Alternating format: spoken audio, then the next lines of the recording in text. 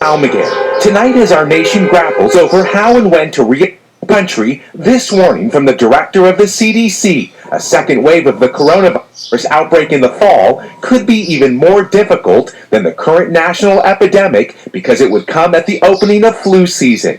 Today, the president calling the interview into question, saying the CDC director was misquoted.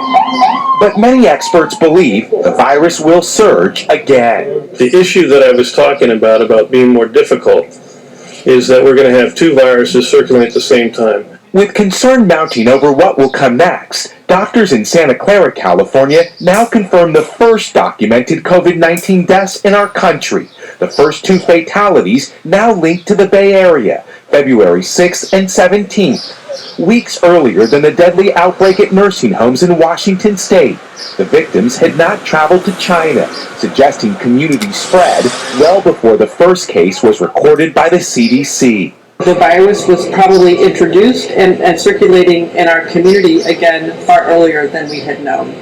Declaring the virus was perhaps present as early as December, officials now say it may have been a stroke of luck. The San Francisco 49ers didn't win the Super Bowl.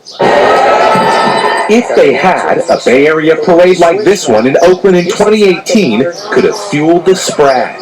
Here in Los Angeles County, where coronavirus cases could become the leading cause of death, hospitalization and ICU cases are still rising, even as parts of the state reopen for business. This is the sound of freedom.